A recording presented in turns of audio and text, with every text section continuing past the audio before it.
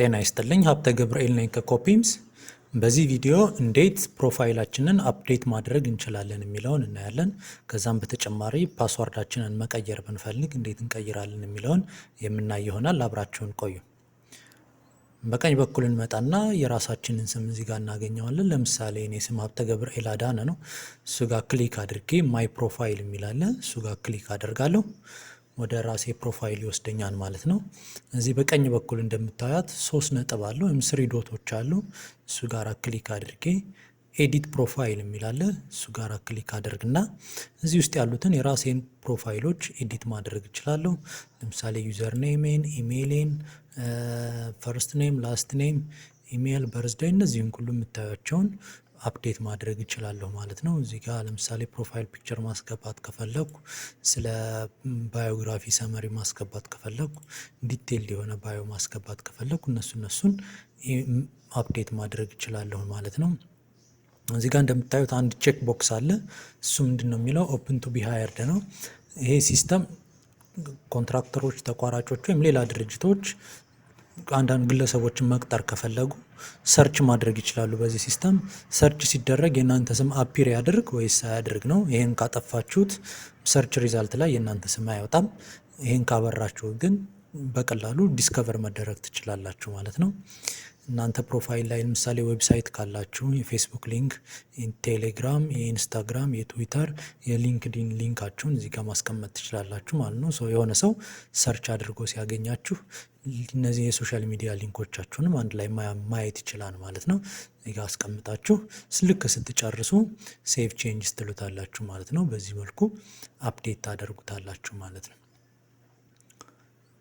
በመቀጠል ፓስዋርዳችሁን መቀየር ከፈለጋችሁ እዚሁ 3 ዶት ላይ ትመጡና ቼንጅ ፓስዋርድ የሚላለ እሱን ክሊክ ታደርጋላችሁ። የድሮውን ፓስዋርዳችሁን ታስገባላችሁ። አዲስ ፓስዋርዳችሁን እዚህ ጋር በማስገባት ሴቭ ቼንጅ ብትሉት በቀላሉ መቀየር ትችላላችሁ ማለት ነው። እኔ ለምሳሌ የድሮውን ፓስዋርድ ላስገባው፣ አዲስ ፓስዋርድ ላስገባ። ይህንን አዲስ ፓስዋርድ ደግሜ ላስገባው፣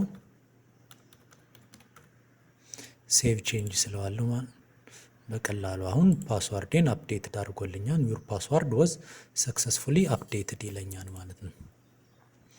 ከዚህ በተጨማሪ ሌላ ሴቲንግ አለው። ሴቲንግ ላይ ስንገባ አንድ ሰው ሰርች ሲያደርግ ወይም ፕሮፌሽናሎችን ለመቅጠር ለምሳሌ ስትራክቸራል ኢንጂነር ኦር ፕሮጀክት ማናጀር የሆነ ፕሮፌሽን ለመቅጠር ፈልጎ ሰርች ሲያደርግ የእናንተ ስም ከመጣለት እናንተ ማሳየት የምትፈልጉት ምንድን ነው? ፕሮፋይላችሁን ያ ሰው ማየት ይችላል አይችልም? የትምህርታችሁን፣ የኤክስፔሪየንስ ስራ ልምዳችሁን፣ ፕሮፌሽናል ላይሰንስ እንደዚህ የመሳሰሉትን እናንተ እንዲያይ ወይም እንዳያይ መፍቀድም መንሳትም ትችላላችሁ ማለት ነው። ለምሳሌ እንደምታዩት ባይ ዲፎልት እነዚህን ሁሉ አንድ ሰው ስለ እናንተ መረጃ ማየት ይችላል ማለት ነው። እናንተ አሁን ለምሳሌ ኢመርጀንሲ ኮንታክታችሁን መደበቅ ከፈለጋችሁ፣ ዶክመንታችሁን ሌላ ሰው እንዳያይ መደበቅ ከፈለጋችሁ፣ የመሳሰሉት እነዚህ እንዳያይ ከፈለጋችሁ እነዚህን አንቼክ አድርጋችሁ ሴፍ ቼንጅ ማለት ትችላላችሁ ማለት ነው። አሁን እናንተ የፈቀዳችሁለትን ብቻ ይሆናል ማለት ነው ሰው የሚያየው። እናንተ ደግሞ ሰርች ላይ መታየት ካልፈለጋችሁ በቀላሉ ቅድም እንዳሳየዋችሁ ኤዲት ፕሮፋይል ብላችሁ እዚህ ጋር መታችሁ ይሄንን ኦፕን ቱ ቢ ሃየርድ የሚለውን እሱን ማጥፋት ይኖርባችኋል ማለት ነው።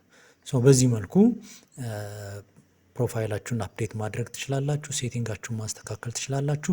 ፓስዋርዳችሁንም መቀየር ትችላላችሁ ማለት ነው። በመጨረሻም ማሳያችሁ የትምህርት ማስረጃችሁን ማስገባት ከፈለጋችሁ በግራ በኩል ኤዱኬሽንስ የሚል አለ። እዚህ ጋር ገብታችሁ አድ ኤዱኬሽን ማለት ትችላላችሁ። ለምሳሌ በኤስኤስሲ ዲግሪ ማስገባት ከፈለጋችሁ ኢንስቲትዩሽኑ ማን ነው? ለምሳሌ ከባህር ዳር ዩኒቨርሲቲ ከሆነ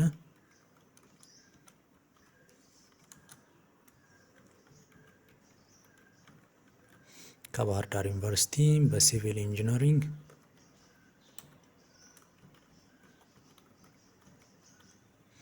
መቼ ተጀመረ? ለምሳሌ አንድ ሰው ሌትስ በ2022 ጀምሮ በፈረንጆቹ ነው። ከ5 ዓመት በኋላ በ2026 ይጨርሳል። በሆነ ወር በ2026 ጨርሰን እንበል። ከረንትሊ እየተማራችሁ ከሆነ ይህን ከረንትሊ ስተዲንግ የሚለውን ቼክ ታደርጉታላችሁ። ከጨረሳችሁ የኤንድ ዴቱን ታስገቡታላችሁ።